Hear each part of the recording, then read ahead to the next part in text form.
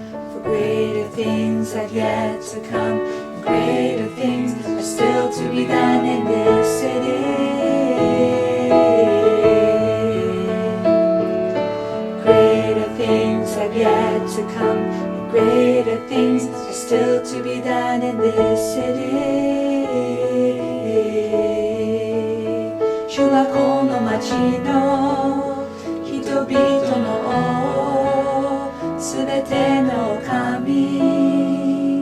主は絶望の中に希望を与えるこの世の光。主は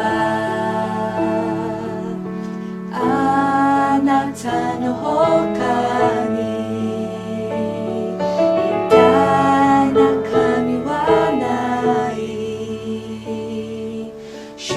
素晴らしい御業と奇跡がこの町に。主の素晴らしい御業と奇跡がこの町に。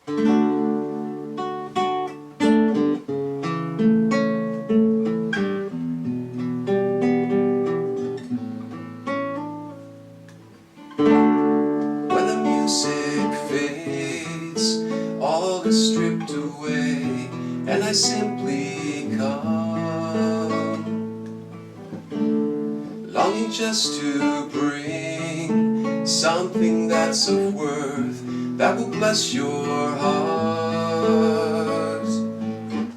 I'll bring you more than a song, for a song in itself, it's not what you have required.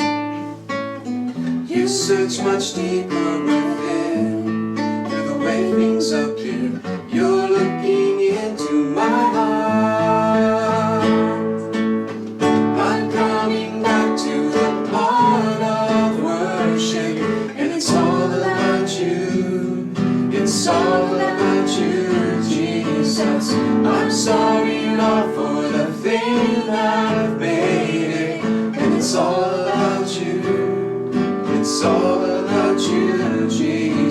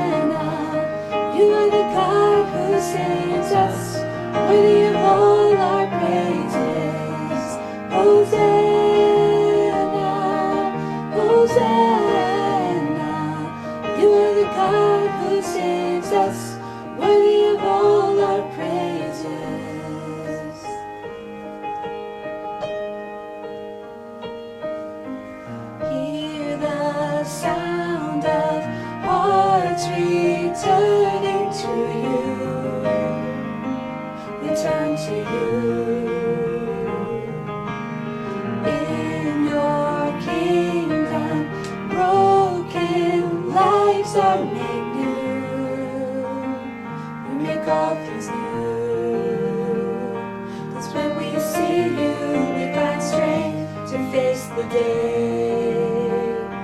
Within your presence, all our fears are washed away, washed away. Hosanna, Hosanna. You are the God who saves us, worthy of all our praises. Hosanna, Hosanna. You are the God who saves us, worthy of all our praises.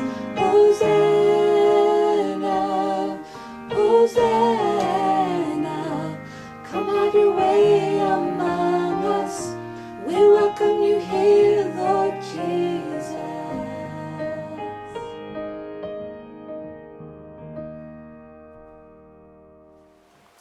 Good morning and welcome to Tokyo Life Church's online worship service. 皆さんおはようございます。東京ライフチャーチのオンライン礼拝にようこそお越しくださいました。 My name is Grant. I'm one of the pastors here. 私の名前はグラントと申します。この教会の牧師の一人です。 And if you're new with us this morning, we are so glad that you're joining us. 今日初めて礼拝にご参加された方々、歓迎したいと思います。 If that's the case, we really encourage you to click on the welcome card on the side to let us know a little bit about yourself so that we can get connected and that you can get to know more about our church. 今日初めて礼拝に参加された方は、ぜひウェルカムカードのご記入をよろしくお願いいたします。これからも皆さんと関係を築いていければと思います。 At this time in our service is when we focus on the tithes and offerings. それでは献金の時間に移ります。 And this is part of our worship to God. 献金は神様への礼拝の一部です。 This is a time to contribute to what God is doing in the world through the church. 教会を通して神様が世界でなされているその宣教の御業にこれを通して参加するという意味合いがあります。 It's also an expression of thanks of what God has blessed us with. また神様が私たちに与えてくださっているその恵みに感謝することでもあります。 And it's an expression of trust that we're trusting God with our finances and our life. また金銭的なこと、その他、人生のその一般的なことをその全てに関して本当に神様に私たちが信頼しているそのことの印としてこれを行うわけです。 And there's two ways to give now with being online, is one through giving online, where there's a link on the side, or through a bank transfer where our web page will have information of how to do that. 献金方法には2つございまして、オンライン献金、それはQR コードをたどっていただければいいかと思います。また銀行振込もございますので、そちらの方今表示されていますけれども、そちらの方からお願いします。 Please join me in prayer. それではお祈りをいたします。 Dear Heavenly Father God, we thank you for today. 愛する天のお父さん、今日をありがとうございます。 God, we thank you for this new day, this new week. この新しい日、また新しい1週間をありがとうございます。 And even this next week, we'll be going into a new season. またあと1週間で新しい季節が始まります。 Even this last week, we now have a new prime minister. また今週は新しい首相が登場しました。 Even as all these things change and all these things become new, God, we know that you are still the same God, yesterday, today, and forever. こうやって新しいことがさまざまこれからも起こっていきますけれども、でも変わらないものはただ一つ、あなたご自身です。 God, you are still faithful to us. あなたは変わらず私たちに忠実なお方です。 God, and we can trust you. あなたは私たちの信頼に値する方です。 God, you model for us the sense of love and grace and loyalty. 愛、恵み、そして忠誠ということについてあなたは私たちの模範であられるお方です。 God, we want to live like that too in our relationships. 私たちも人間関係においてそのように生きたいと思います。 God, even as we take this offering, we want to show our trust in you. 今献金を捧げようとしていますけれども、これからも私たちがあなたに信頼し続けることができますように。 In our generosity, if you've been so generous with us. あなたは私たちに本当に求める以上のものを与えてくださいました。そのあなたに私たちは寛大さを見せたいと思います。 So God, we give now out of a heart of joy and of thankfulness. 喜びと感謝の思いを持ってこの献金を捧げます。 We pray these things in your name. イエス様のお名前によってお祈りします。アーメン。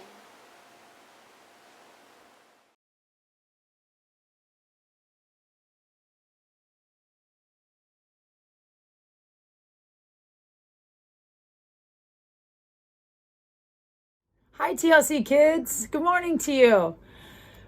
Can you imagine for a moment if Robin were in trouble and Batman didn't come and help him? Can you imagine what it might be like if Snoopy fell into a well and Charlie Brown said, "Oh well, I'll just have to get a new dog"? Can you imagine if Scooby-Doo were to bail on his friend, Shaggy, and let him go chasing after ghosts and monsters all by himself? That's unthinkable, right? There are certain characters in movies, TV, and literature that go together. You just can't imagine Charlie Brown without Snoopy, any more than you can imagine Shaggy without Scooby-Doo. And while Batman doesn't have Robin, he never leaves his crime-fighting friend in trouble if he can help him. Scooby and Shaggy are best friends. So are Charlie Brown and Snoopy. And so are Batman and Robin. And today we're going to take a closer look at the story between two best friends, David and Jonathan. David was a shepherd boy that was chosen by God to become Israel's next king. And Jonathan was a prince, the son of King Saul. And after David killed Goliath, the giant, Saul brought David into his home. And David and Jonathan became very best friends. They shared everything with each other. But as David grew into a man, Saul's jealousy threatened to drive a wedge into the best friendship. As we hear in the Bible, in 1 Samuel, David sounds pretty desperate and he's afraid for his life. He's pleading with Jonathan for help. And as the story continues on, we find out that Jonathan doesn't believe what David says about his father. But in spite of this, David vows that he will not let his father harm David. Jonathan agrees to talk to Saul and to find out what his plans are for David. If Saul plans to kill David, he will warn his friend. But Jonathan asks David for a favor in return, that David will always protect Jonathan's family. And David agrees, and the two best friends make this promise to one another. David and Jonathan are true best friends, and both men lived up to their word. When Jonathan found out that his father wanted to kill David, he warned his friend, and he sent him away. Sending David away would also cost Jonathan his rightful place as the king of Israel. But Jonathan put his friendship even more ahead of that. How cool is that? Likewise, David kept his promise to Jonathan. When Jonathan died and David became king, David found out that Jonathan's remaining child that he had a remaining child and that he brought him into his home. And by right, that child could be a threat to David, since he was the son of the prince. But David vowed to protect Jonathan's children, and he also kept that promise. Best friends are not best friends because they get something from their friend. They are best friends because they put each other first, and they keep those promises no matter what it costs. They are faithful to each other. If everyone has had an experience with a so-called friend that has probably let them down. We all have friends who like us for something that they could get from us. And then they have friends while times are good, but when times are hard, friends are nowhere to be found. They left us when problems came along. When we've all had friends like this, and let's be honest, we've all probably been a bad friend to somebody too. But God has something better for us. He wants us to be true friends who put the needs of our friends ahead of our own wants. When times are good, He wants us to celebrate with our friends. And when times are hard, He wants us to be loyal and cry with them. Most of you probably know that I have a best friend in my life who is very loyal and very similar to the relationship of David and Jonathan. Her name is Elizabeth, and she goes to church here, and she is my best friend. She is always there to cry with me, laugh with me, have fun with me, and even be sad with me. I thank God for bringing her into my life each day, and it makes me want to be a better friend to her. What could you do for your friend this week just to lift their spirits? Could you color a picture? Could you tell them that you care about them? Or you could even give them a piece of candy that might be their favorite candy just because. What could you do for a friend if somebody is getting picked on? You can stand up for your friends. And this can be very hard at times. But if if someone is saying mean things to your friend, you can step in and protect your friend, just like Jonathan protected David.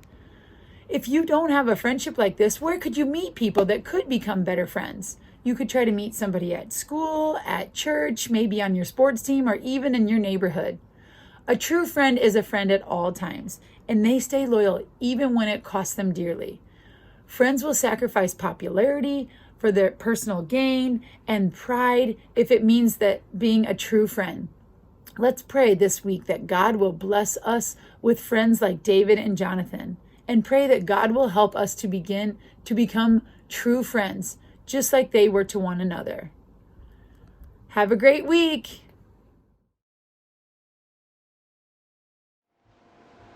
Please follow along for the reading of God's Word.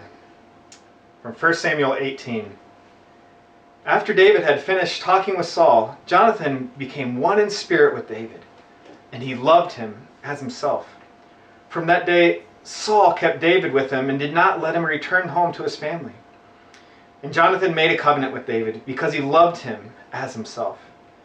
Jonathan took off the robe he was wearing and gave it to David, along with his tunic, even his sword, his bow, and his belt.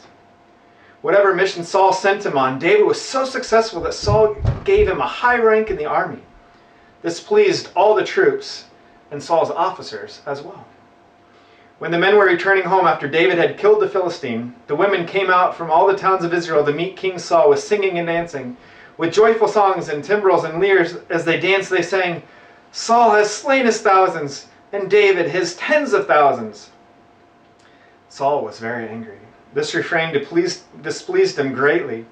They have credited David with tens of thousands, he thought, but me with only thousands? What more can he get but the kingdom? And from that time on, Saul kept a close eye on David.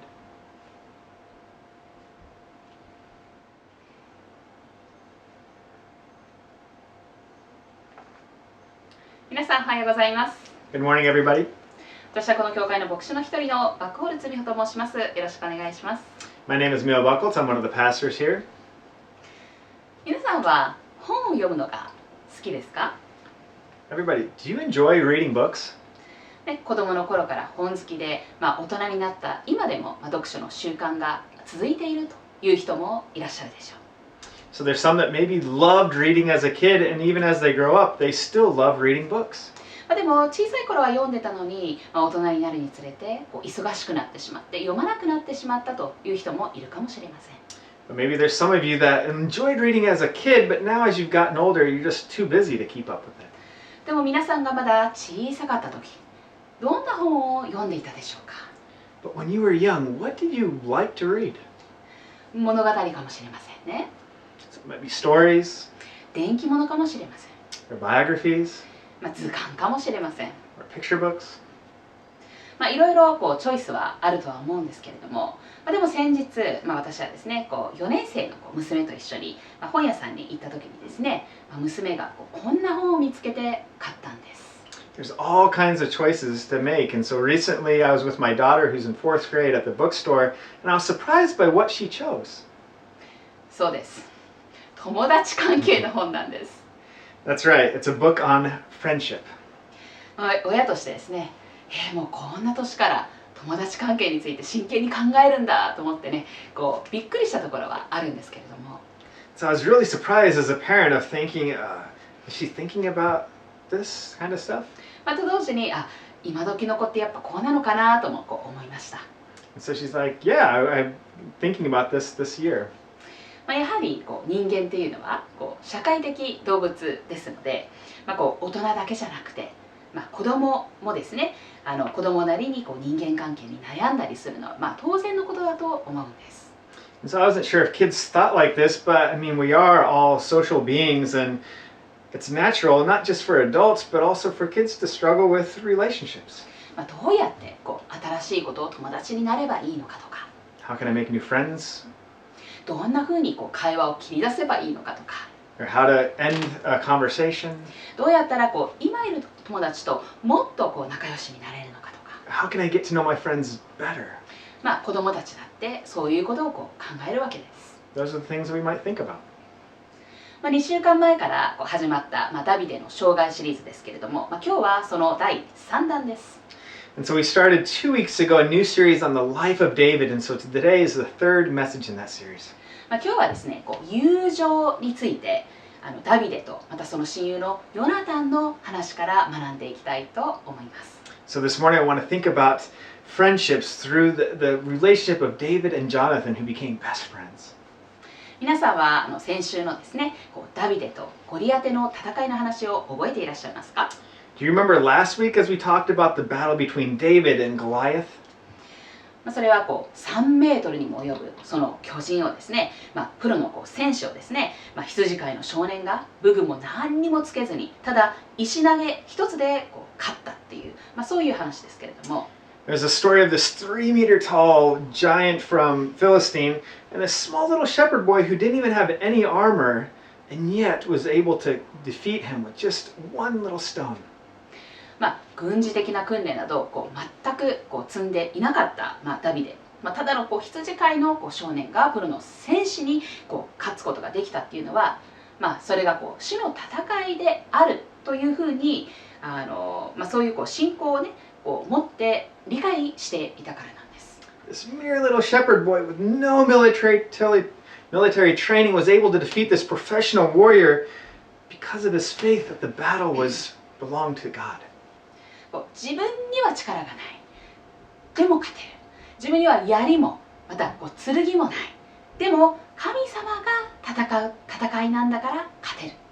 So even if you don't have power or a sword or a spear, God will fight and win, and that's because of such deep faith. そういう信仰がダビデにはあったということなんですけれども、この勝利を目の当たりにしていた全イスラエルがですね、その軍がですね、もう興奮したんですね。So after this amazing victory, all the Israeli troops were so thrilled. でもダビデはですね、一気に国民的ヒーローへとのし上がった瞬間です。At that moment, David became this national hero. それを見ていたそのサウル王はですね、すぐにダビデを自分の宮廷に召し抱えてですね、そして戦士たちのその長として彼を用い始めたんです。So King Saul brought him into his court and made him in charge of a lot of the soldiers. そのダビデのその勇敢さに魅了された人の中には、サウルの子であるヨナタンがいました。And so among those who were fascinated with David's bravery was Saul's son, Jonathan. ヨナタンはですね、ダビデの姿を見て、彼のその戦いぶりを見てですね、ダビデに惚れ込みました。He had seen this battle and he just loved David. ヨナタンの心がダビデの心に結びついたとあります。It said Jonathan became one in spirit with David and loved him as himself. ヨナタン自身ですね、神を恐れる、信仰に熱い人だったんですね。And so Jonathan also trusted God. ゴリアテとのその対戦前に、実はヨナタンはですね、自分のお父さんサウル王に伝えることなく、自分とまた自分の道具持ちのその2人だけでペリシテ人の全勝部隊に攻めかかったことがあったんです。Even before the battle with Goliath, Jonathan himself, without his dad even knowing, was able to attack this Philistine army by himself. その結果ですね、サウルも王様もですね、加勢して、そしてイスラエルが勝利した、そんなことがありました。And as a result, Saul was able to fight with his army and they were able to win. その時のヨナタンのその道具持ちへの言葉がこうです。さあ、この無活連の者どもの先人のところへ渡っていこう。おそらく主が我々に味方してくださるだろう。多くの人によっても少しの人によっても主がお救いになるのを妨げるものは何もない。こう言うんです。Jonathan's armor bearer said, "Come, let's go over to the outposts of those uncircumcised men. Perhaps the Lord will act on our behalf. Nothing can hinder the Lord from saving." ヨナタンもそのペリシテ人との戦いが主の戦いであるということを知ってたわけです。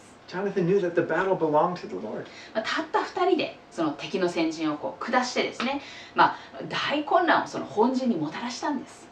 Just the two of them were able to defeat the enemy, and this caused so much confusion among that army that that led to Israel's victory. 結果それが勝利へとつながっていったということなんですけれども、イスラエルの民もですね、それを証言して、こう言いましたね。この大勝利をイスラエルにもたらしたのはヨナタンだ。And the Israelites testified, Jonathan has brought about this great deliverance in Israel, for he did this today with God's help. またこうも証言するんですね。今日あの方は神と共にこれをなさったのです。So maybe Jonathan is feeling, I had the same thing flowing in my blood as David. ヨナタンはですね、自分の内に流れるものと全く同じものがダビデのうちに流れているのを肌で感じたんでしょう。Yeah, so this sense of him really identifying with David's spirit. 自分と同じだ、同類だ。We're the same mold. 彼の思いが本当にもう手に取るようにわかる。I understand your thinking. じゃあなぜヨナタンはあの時ゴリアテとの対戦にゴリアテに対して応戦しなかったのかということになりますけれども。But why didn't Jonathan respond the same way as David in the face of Goliath? その場にはサウルもいたことだし、もしかするとサウルがですね、これはもう息子には危険すぎるからということで戦わせてもらえなかったのかもしれないですし。But Saul was also there, so maybe he didn't allow Jonathan to fight. Maybe he sensed there's danger. あるいはその前回のその前哨部隊を下したその前回の勝利で、もって英雄的な存在となったそのヨナタンに、さらなる成功であるとか、あるいは人気を与えるような機会っていうのは設けさせたくなかったのかもしれません。So Saul could have deliberately blocked his son from this opportunity because of fearing his death, but also it may be because he thought Jonathan could become this hero with this victory, and that might make him more successful and more popular than himself. 自分は見ているだけでですね、歯がゆいなっていうそういう思いを感じていた、ヨナタンがですね、ダビデがやってくれた、少年よりよくやったぞという具合にもううずうずする気持ちがスカーッと晴れたのかもしれません。So Jonathan may have felt this rush at this victory and told David, "Wow, you did great." 同じ思いで敵に打ちかかっているダビデと、どうしても自分が重なったんじゃないでしょうか。David acted with that same impulse and defeated the enemy.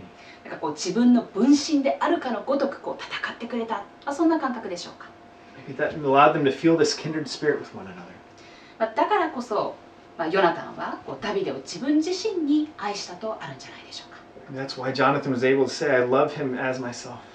ヨナタンが神を愛するその同じ思いでダビデも神を愛していたから、きっとものすごい親近感を感じたのではないかと思います。There's also the dynamic of Jonathan loving God and David also loving God, so that allows them to have this bond.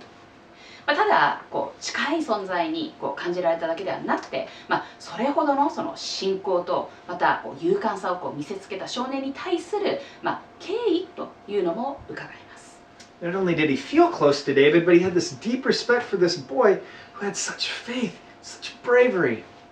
やったのは自分じゃない、ね、自分にはできなかったけど、でもダビデはそれを成し遂げたんです。I couldn't do it, but David did. 彼は年下ではあったけれども、でも尊敬に値したんじゃないでしょうか。Even though David's younger, Jonathan respected him. でも年長者として、ヨナタンの方が年上、お兄さんでしたから、年長者として全く何も持ってないその少年にまず友情を示したのはヨナタンの方でした。And so as David's elder, Jonathan took this first step to show friendship. ヨナタンは自分からダビデと契約を結びます。And he makes this covenant with David. この契約っていう言葉には、政治的な意味合いがあったとする人もいますけれども、And so this covenant could have political implications, but at the very least it was the sense of allegiance and bond before God. でも最低でも神様の前で相手への忠誠を誓い合ったということが言えます。それからヨナタンはですね、自分の着ていた上着、往復ですけれども、それであるとか自分の鎧兜、そして剣、そして弓、そして帯までも、ダビデに与えたんです。And Jonathan, as a sign, gives David his royal robe, his armor, his sword, his bow, and even the belt. ヨナタンは弓矢の名手だったので、もしかするとその自分の弓に相当の思い入れがあったのかもしれません。Jonathan was this master archer, and so it must have felt this deep affection for his bow. 昔ね、武士に刀に対するすごい思い入れがあったのと同じように、その同じようなことが言えたのかもしれません。Just like a samurai would treasure their sword, that maybe shows how much generosity he showed as he gives up what he cherishes. 自分が大切にしているものを惜しみなく与えた、それがここから伝わってきます。He's giving this what he loves. 王族の一員でもなければ、貴族の一員でもないし、本当に銅の馬の骨かわからないような、もう何にも持っていないその少年に自分の持てるもの、その全てをですね、一方的に分け与えたという、そういう感じですね。So he's giving everything to this boy, and he's not even part of the royal family. He's not even an aristocrat. And yet, this is showing his friendship with David. そのようにしてヨナタンはダビデに友情を示したわけです。ダビデはですね、サウルに気に入られて、どんどん戦いに送り出されるんですけれども、その都度勝利を収めるんです。So David, like Saul, they kept fighting and had more battles, and yet they kept winning every time. でも自分よりも多くの勝利をですね収めるダビデに対して、サウルはだんだん嫉妬であるとか警戒心っていうのを抱くようになっていきました。Saul became more and more jealous of David because he was winning more than himself. である日サウルはですね自分がダビデを殺すつもりであるということを息子のヨナタンとそして家来全員に伝えます。So one day Saul declares to his Jonathan and servants that he's intending to kill David. その時ですねヨナタンはダビデのもとへ行って、父があなたを殺すつもりだよっていうことを伝えるんですけれども、それでも自分は父親と話をして、殺さないで済むように説得するとそういうんですね。Jonathan quickly tells David about this plot, but also tries to persuade his dad not to go through with it. ヨナタンは父親にこう言いますね。ダビデは悪いことなんか何もしてない。David's done nothing wrong. 王に対して罪をただ犯してないばかりか、むしろあなたにとって大きな益となってるんですよ。He's telling his dad, don't do what's wrong to David. He hasn't wronged you, and he's actually done so much benefit to you. そうやってダビデを弁護するんですけれども、それからですね、理由なくダビデを殺すことは良くない。じゃないと、あなた自身が罪を犯すことになりますよ。こう言うんです。Saul would be guilty of killing David for no reason. ここからのヨナタンの神様への恐れというのが伺えます。Jonathan has this fear before God. それでサウルはですね思いとどまって、そしてダウルを殺さないことをヨナタンの前で誓うんです。So Saul finally relents and vows he's not going to kill David. それによってヨナタンはダビデをですね自分の友達を宮廷にですね連れ戻して、それまで通りサウルの下で仕えることになったわけです。So Jonathan brings David back into the court and in the palace, and then he continues to serve Saul. しかしそれもつかの間だったんです。But David has to flee from Saul. ダビデはサウルに再び命を狙われるようになりました。でも、妻ミカルですね、実はダビデの妻はですねサウル王の娘なんですけれども、そのミカルが助けを貸してくれて、間一髪でそのサウルの手から逃れることができるんです。However, just after a brief moment, Saul again targets David, and he successfully escapes with the help of his wife, Michal, who's Saul's daughter. で逃亡中ですねダビデはヨナタンのもとにやってきてですね、なぜこんなことになるかと嘆きます。And while he's escaping, David meets with Jonathan to talk about why is all this happening. それでサウルが本気で彼の命を狙っているのか、その真意を確かめてほしいと願い出るんです。He asks him, "Can you find out your father's true intentions of wanting to kill me?" ダビデは、かつてですねヨナタンが自分と結んでくれたその契約に訴えてこう言います。And he's appealing to this covenant that they've made between each other. どうかこのしもべに真実を尽くしてください。主に誓ってしもべと契約を結んでくださったのですから。In chapter 20, verse 8, it says, Show kindness to your servant, for you've brought him into a covenant with you before the Lord. ここではですね、主人である、王子ヨナタンと、そしてしもべダビデ、そういう構図ですよね。And here this dynamic is Prince Jonathan as master and David as the servant. ヨナタンのほぼ一方的とも言える、そういう恵みの契約によってダビデがヨナタンに好意を求める印象を受けます。And so it's almost one-sided covenant of grace. The impression is David's pleading with Jonathan for kindness.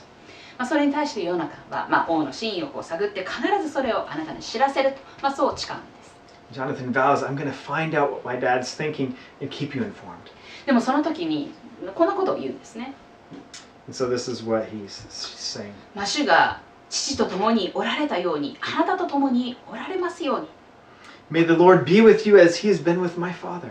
ここで主が父とおられたということは、つまりこれ過去形で書かれてるんです。Has been with my father is in the past tense.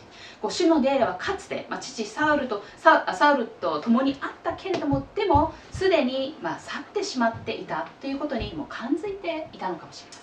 Turns out the Spirit of God had been with Saul, but it seems Jonathan feels like he's left. じゃあ主の霊は誰と共にあるのかということですけれども、それはダビデであると、ヨナタンは、認識していたんでしょう。 So who's God's Spirit with now? And he had to admit, it's David. ヨナタンは、神の霊がサウルから去ったことであるとか、あるいはダビデが油を注がれたっていうことを、直接本人たちのその口から聞いていたかはわからないんですけれども、It's unclear if Jonathan had heard directly from God telling him, my spirit has left Saul and I have anointed David. たとえ聞いていないにしても、そのサウルの態度を見てで、本当に主を恐れて、主の望まれる通りに公正を持ってイスラエルを裁くような王ではなくなってきていると、いうことが分かっていたのではないでしょうか。But when you look at Saul's attitude, you see that he's no longer the king who is fearing God and he's not judging justly over Israel. それに対してダビデを見るならば、ゴリアテとのその戦いでもそうでありましたし、戦いという戦いでは全勝もしている。しかもサウルに対するその態度も忠実な、しもべである。それを見るならば、神様の霊がダビデと共にあったというのは本当に明らかなことだったのではないでしょうか。When you look at David, you can see with Goliath or other battles that clearly that he is faithfully serving Saul, and if you have the eyes to see from God's perspective, God is clearly with him. でそこで、口語訳をちょっと使いますけど、今度はね、ヨナタンの方からダビデに、こんな嘆願をするんです。It seems like Jonathan probably saw that too. もし私がなお生きながられているならば、主の慈しみを私に施し、死を免れさせてください。また私の家をも長くあなたの慈しみに預からせてください。主がダビデの敵をことごとく地の表から立ち滅ぼされるとき、ヨナタンの名をダビデの家から絶やさないでください。どうぞ主がダビデの敵に仇を返されるように。This time, Jonathan makes a plea to David. He says, Show me unfailing kindness like the Lord's kindness as long as I live, so that I might not be killed. Don't ever cut off your kindness from my family, not even when the Lord has cut off every one of your enemies from the face of the earth. 立場が逆転してしまったかのような聞こえです。It's like these positions have been reversed. 主の霊がダビデと共にあるならば、次期王はダビデである。そう感づいていたヨナタンなんですけれども、 If God's Spirit is with David, then he's going to be the next king. それが王位継承権第1位の自分が死んで、ダビデが王になるということなのか。 So Jonathan was aware of that and seemed like that's why he spoke these words. Does this mean that Jonathan is going to die, even though he was the next person in line for the throne? あるいは自分が存命中に、サウルからダビデに、王位が移行することになるのかであれば、本来ならば前王朝の子孫っていうのは根絶やしに、されるのが、通例であるので、そのような末路から自分とその子孫を救ってほしいという、そういう願いだったのか。Because if the throne moves from Saul to David in Jonathan's lifetime, often the descendants of the previous ruler are eradicated to protect them from any threats. あるいはサウルのその心を確認する作業そのものが命がけのことだったので、その命がけの作業の後、それでも生きながられているならば、その真実に応えて、将来恵みを与えてくれっていうことなのか、ここの箇所はいろんな捉え方があるとは思うんですね。So maybe was Jonathan wishing against that, or maybe if Saul finds out his true motives, this is a life-threatening risk to himself. So if Jonathan's still alive, he may have various thoughts of what David is going to do by showing him grace in the future. いずれにせよ、ヨナタンと、その子孫の祝福っていうのが、ダビデの手の内にあるっていうことを示唆するような内容です。In any case, the blessings of Jonathan or his descendants seem like this is in the hands of David. 僕の子孫の祝福は君の手にかかってるんだから、お願いだからよくしてくれよ、そう言ってるようなもんですね。It's like he's saying the blessings of my descendants they're in your hands, so please show your kindness. 今の時点ではもう立場的にその上のヨナタンが、王子としてのそのプライドなんて全くお構いなく、格下のダビデに将来的に祝福を求めているという、点はですね、本当に2人の友情の純粋さっていうのを表しているように思います。So from this viewpoint, it seems like the fact that Jonathan is seeking future blessings from his subordinate David, regardless of his pride that he is the prince, seem to indicate such purity in their friendship. 日本のその武家政治の時代でもそうでしたけれども、家が存続するっていうことは、個人のその繁栄よりも大切なことでした。Back in the time of samurai politics, it seemed like the survival of the house was far more important than just the prosperity of one person. なので、ここでヨナタンは自分が死んだ後のその一族のその繁栄のことまで研究しているんです。So Jonathan's mentioning the prosperity of his clan after he's gone. ちょっと立場の逆転とかいろいろありましたけれども、それでもヨナタン主導で、このダビデと契約を結んで、そしてダビデにもこの時にヨナタンは誓わせるんですね。So again, they sign this covenant between each other in reaffirming this oath. 新月祭の席でヨナタンはサウルの真意を見極めようとするんですね。At the new moon festival, Jonathan's trying to figure out what are Saul's real intentions. 本来ならば、その席でもってダビデを殺そうとしていたサウルがですね、ダビデをヨナタンが逃したことについて、すごい怒り狂うんです。Saul originally was planning to kill David, but David was absent. そして、ヨナタンをもその場で殺そうとするんです。And so he saw that his son has protected David, and that made him the target of his anger. 彼はこう言うんですね。ダビデが生きている限りお前の王位が確立されないぞと。人間的に言うならば、もっともな主張です。As long as David's alive, your kingdom will not be established. 誰が王位をそんなやせやすと他人の手に渡すでしょうか。 Who would hand the throne into somebody else's hands so easily? なのに馬鹿正直にダビデを擁護して、ミスミス王位を失おうとしているそのヨナタンに、お前はアホかと激怒するんです。However, he's so angry at his son who foolishly defended David, and now he's lost the right to the throne. でもヨナタンはそれで良かったんです。That was actually good for Jonathan. 人間的には愚かかもしれない。In the eyes of humans, it may seem stupid. 神の目には美しい行為だったんです。But this is such a beautiful act in the eyes of God. その行為が聖書を通して今の時代までこの箇所を通して語り継がれています。There's a reason why this story has been passed down from the Bible to today. サウルの殺意を確認した2人はですね、もう抱き合って泣きました。After confirming Saul's murderous plot, the two of them hugged each other and cried together. もう宮廷で一緒に過ごすことはできない。They can no longer spend time in the palace. 一緒に戦うこともできない。They can't fight together. 互いの安否を気遣いながらそれぞれの道を進まなくちゃいけない。They have to go their own ways to protect their own safety. 当然ダビデは自分が王になるまでですね、追われる身として逃亡生活を続けなければなりませんでしたし、Naturally, David had to escape and continue to live as a fugitive until he could become king.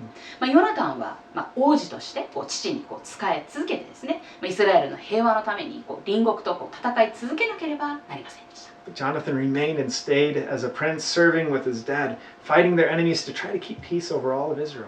2人はその契約をもう一度確かめ合って、そして別れを告げたんです。So they confirmed this bond of friendship and they said goodbye. 逃亡生活を続けるダビデを励まそうとですね、ある日ヨナタンがホレシュというところまで彼を訪ねてやってくるんです。Jonathan visits Horesh to encourage David as he continues his escape. サウルも実はダビデを追ってたんですけれども、追っても全然見つからないんですね。And Saul has not been able to find David. He hasn't been able to track him down. でもヨナタンはいとも簡単にダビデを見つけ出して、そして彼の疲れ切ったその心を神によって励ますんです。But Jonathan easily finds David and is able to encourage him and help him to find strength in God. 恐れることはありません。父サウルの手があなたの身に及ぶことはないからです。あなたこそイスラエルの王となり、私はあなたの次に立つものとなるでしょう。父サウルもそうなることを確かに知っているんです。He says, "Don't be afraid. My father Saul will not lay a hand on you. You will be king over Israel, and I will be second to you. Even my father Saul knows this." ダビデがサウルの手に落ちることはないということを、ヨナタンは確信していました。He was convinced that David would not fall into his father's hands. 必ず生きながらえてダビデが次期王となることもヨナタンは確信してたんです。David would be the next king, and he'd remain alive. じゃあヨナタンはどうなるかっていうと、彼はダビデの2番手でいいと言うんです。So what happens to Jonathan? He's happy to be second place. 前王朝の王子が新王朝での王の2番手につくなんていう、そういう発想は前代未聞です。The idea of the prince from a former dynasty becoming second in the new dynasty is so unheard of. 人間の視点からはもう屈辱的なことでしょう。 From a human point of view, that'd be humiliating. でもヨナタンは自分がダビデに劣ると、自己卑下しているわけでもなかったし、こんな俺かわいそうだよなと自己憐憫に陥っているような素振りも見せません。Jonathan wasn't put down as inferior to David, and he didn't show pretense of self-pity like they should be sorry about this. ヨナタンはきっとですね、神様の御前における、自分自身のその存在価値であるとか役割っていうのをよく知っていたのではないでしょうか。Jonathan knew well his role and his value before God's eyes. 自分は自分で素晴らしい。He knows I'm wonderful. 王位継承権1位の自分も、ダビデの2番手の自分も両方素晴らしい。Whether I'm first in line to the throne or second to David. 次期王であるとか、あるいは王というその肩書きが自分の価値を定義するものではないからと知ってたんです。Whether I'm the next king or a king, that doesn't define my value.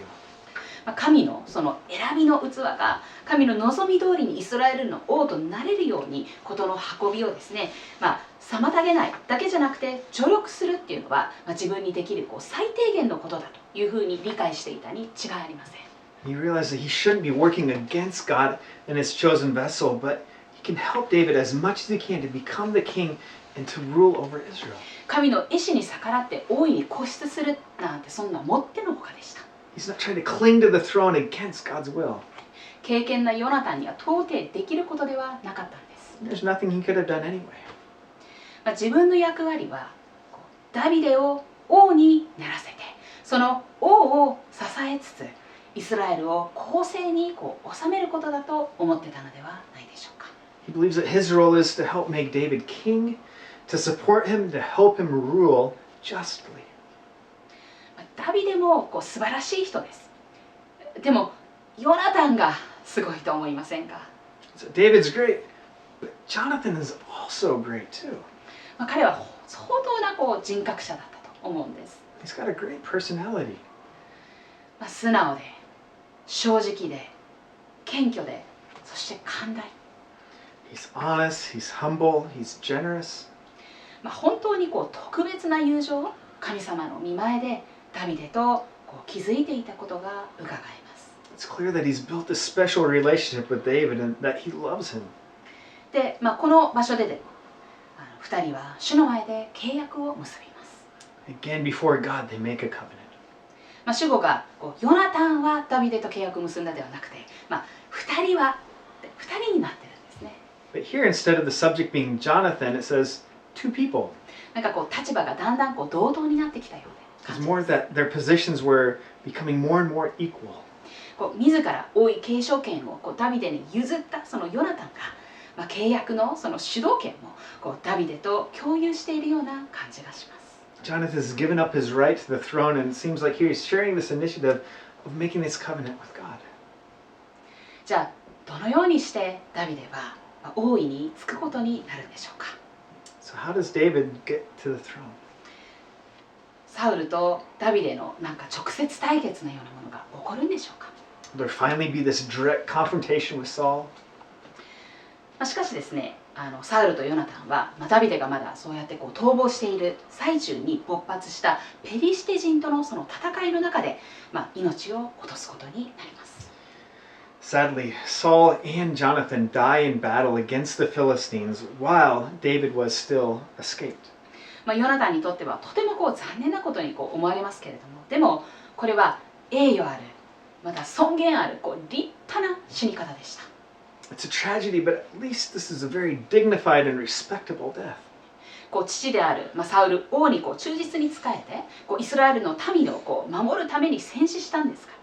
Jonathan dies in war, serving as king faithfully and trying to protect his people. ヨナタンは王子としてのその自分の使命を全うしたんです。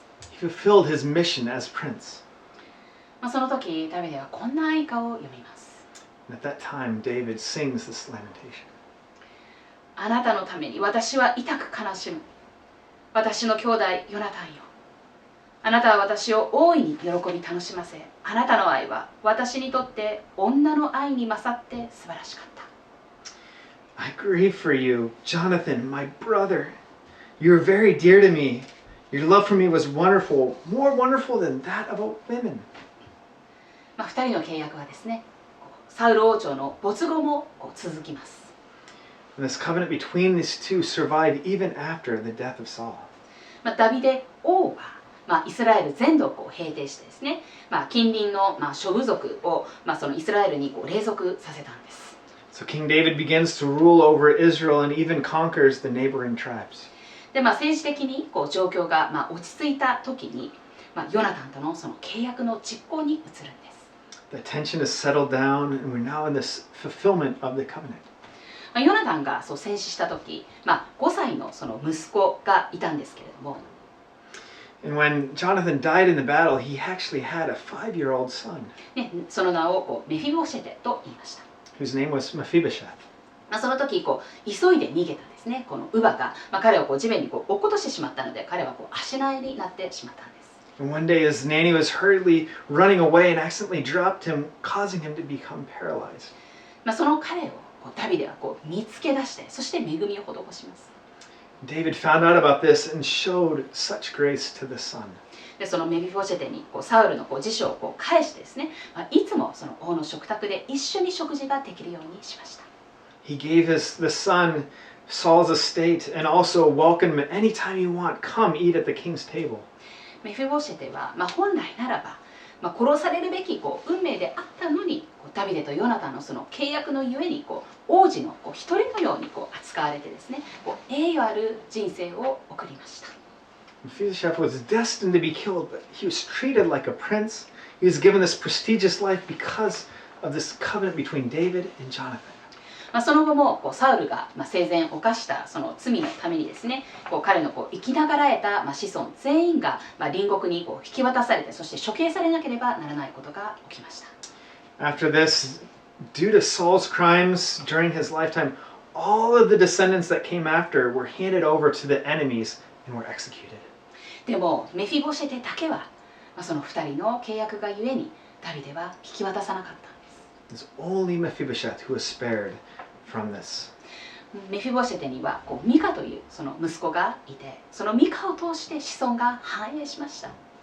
This is because of the covenant. And so Mephibosheth was able to have a son named Micah, whose descendants were able to prosper after him. このようにですね、ダビデもヨナタンに真実を尽くして、また神様も主を恐れたそのヨナタンにこのような形で真実を尽くされたんです。In this way, David spoke the truth to Jonathan, and God was able to honor that bond. 2人の友情は互いに忠誠を尽くすものでした。The friendship between these two was loyalty with each other. 相手のことを考えて、そして善を望んで、そして惜しみなく与える関係でした。It was this relationship that thought about the other person, that desired their goodness, and was able to give generously. プライドを捨てて、真実を語って互いに愛し合う、そういう関係でした。It was a relationship that abandoned pride, but they spoke the truth and showed love to one another. 何が2人の友情をこのように美しいものにしたんでしょうか。What made this friendship so beautiful? それは互いが神様を恐れて、互いが神様の御前にある自分と、そして相手の存在価値と役割をわきまえていたことにあると思うんです。I think it's because they both of them trusted God and also knew their worth and their value before God. 神視点のそのアイデンティティをそれぞれが持っていたからこそ、自分を愛することができて、相手に比較だとか競争だとか、嫉妬したりする必要がなく、安心して愛を受けたり、あるいは与えたりすることができたことにあります。They knew their God-given identity that freed them to love themselves and also to give love to others without needing to compare, to compete, or to be jealous. 冒頭で紹介した娘の本ですけれども、In the beginning, I shared that book for my daughter about friendship. きっと考え方の違いをどう乗り切るか、乗り越えるかとか、あるいは自分の気持ちをどう伝えるかみたいなことが書かれていると、推測しますよね。First, I thought it's describing how to overcome differences in thinking or how to express your feelings. But actually, it's different. でも実は違うんですね。正確には間違ってはいないんですけれども、友達関係の本は3冊に分かれてるんです。It wasn't a mistake, but the book Friendship actually is divided into 3 books. 対人関係について、つまり気持ちの伝え方とか意見の相違を受け入れるということについてはその2冊目とまた3冊目で触れられているんですけれども、1冊目だけは違うんです。And so interpersonal relationships between people is how to express your feelings or accept disagreements. That's part of the second and the third book. じゃあ1冊目では何について語られていると思いますか？ But the first one is different. And so what do you think it's about? 自分と仲良くなることなんです。It's about getting along with yourself. 自分が好きでなければ相手と良い関係は結べない。If you don't like yourself, it's hard to build a good relationship with others. 自分がどんな人間であるかを知って、良いところも悪いところも全て自分の一部として受け入れるところから、健全な友達関係が生まれるんですよということをその本では教えています。So it's teaching you to start healthy friendships. It's starting by knowing who you are and accepting the good and the bad parts. これは一般の人が教えていることですけれども、聖書ではさらにその一歩踏み込んでいるんですね。So that's what ordinary books may teach, but the Bible even takes that a step further. 神様が私たちを見るその見方、それが私たちのその本当のアイデンティティです。The way that God sees us is our true identity. このコアアイデンティティに根ざすことこそが、自分のその本質的な価値に気づいて自己肯定するための大切な土台となります。And rooted in this core identity is this important foundation that recognizes and affirms your intrinsic value. 友情は神を恐れ、神の御前における互いの存在価値と役割を知るところから始まります。So friendship begins with trusting God and knowing your role and your value before God's presence. アーメン。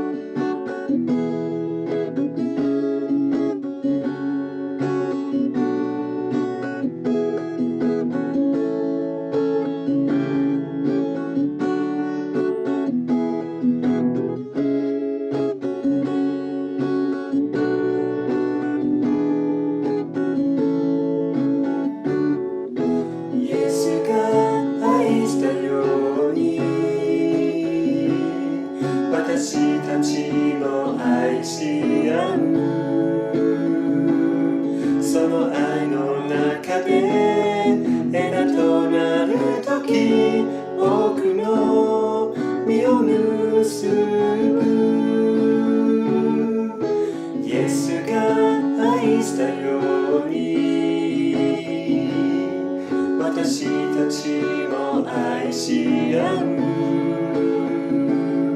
人が友のため命を捨てるほどの愛はない共に支え合い共に助け合うイエスの愛で共に祈り合い共に笑い合うイエスの愛の中イエスが愛したように私たちも愛し合う人が友のため命を捨てるほどの愛はない共に支え合い共に助け合うイエスの愛で共に祈り合い共に笑い合うイエスの愛の中共に支え合い共に助け合うイエスの愛で共に祈り合い共に笑い合うイエスの愛の中イエスの愛の中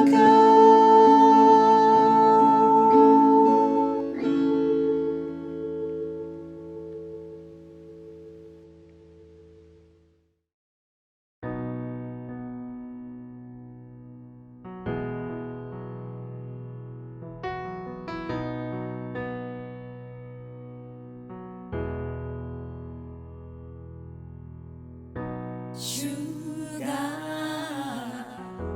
あなたに祝福与え守られるようにあなたに御顔照らされるように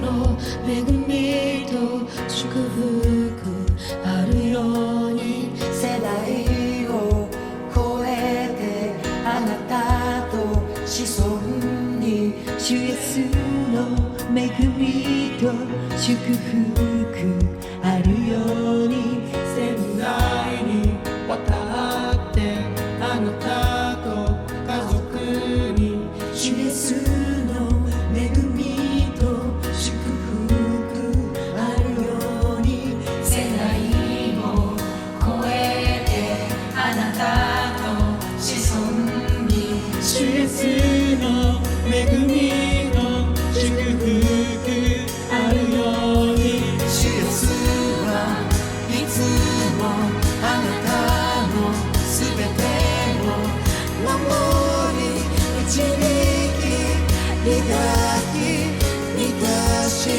朝夕いつでも行きも帰りも憂いの時にも喜びの時にも主イエスは味方主イエスはおられるあなたのために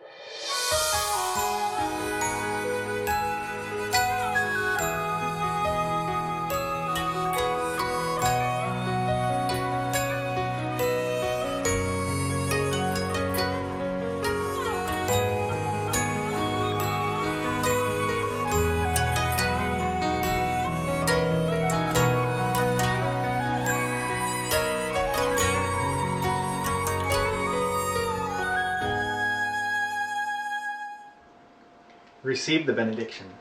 祝祷します。 This is my commandment, that you love one another as I have loved you.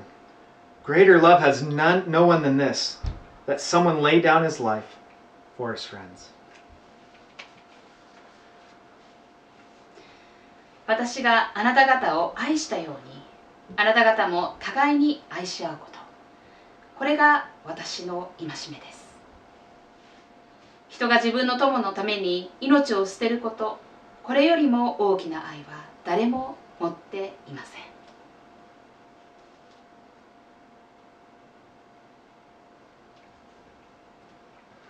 We have a few final announcements for you. それでは報告がいくつかございます。 Again, if you're new with us, we are so glad that you're joining us, and please fill out that welcome card that allows you to take that step to get to know more about our church and get connected. 今日初めて礼拝に参加された方はぜひウェルカムカードのご記入をよろしくお願いします。 And for those who would like, after the service, just in a few moments, we'll be having a Zoom fellowship, so it's just a chance to catch up with each other for 15 minutes or so. 礼拝後、恒例の Zoom による交わり会が行われます。15分程度のものですので、ぜひご参加ください。The link is on the side or on our homepage. ホームページあるいは Facebook で、ご覧の皆さんはその横に書かれていますので、そちらからアクセスしてください。Another reminder is that we have life groups that meet during the week or on the weekends. またライフグループはですね、週末あるいは終日に行われています。And especially as we're not being able to meet in person, as we're thinking about friendship, this is such a powerful thing that we need in our lives of having these friendships and relationships. 礼拝で皆が集まれないということを受けて、本当にライフグループで時間を過ごすということは大切なことです。今日、友情の話がありましたけれども、本当に友情を築いていく上で、素晴らしい機会となります。So life groups are a wonderful chance for you to get to know other people, of whether it's a women's groups or men's groups or a family or all different kinds of allowing to share and grow together. 性別あるいは言語あるいはライフステージによっていろいろグループが分かれてはいるんですけれども、本当にお互いのことを知り合ってまた関係を深めていく素晴らしい機会です。If you're interested in joining one, just send us a message or an email or even just indicate on the welcome card. ライフグループに参加されたい方はですね、ウェルカムカードにその旨をご記入していただくか、あるいは牧師宛てにメールをくださいますようにお願いいたします。Next thing, especially if you're newer around here, we want to welcome you to a vision tea, where normally we might have a vision lunch after the service from time to time. この教会の礼拝に参加しだしてまだ間もない方はですね、ぜひビジョン、お茶会にご参加くださいますようにお願いします。普段はですね、ビジョンランチ会を行っているんですけれども、お茶会ということで、牧師といろんな話をする機会となります。Normally it might be on the Sunday just after the service, but it'll be sometime in the week of the 27th. And so if you're interested, please let us know if a weekday night works for you, if a Sunday afternoon works for you.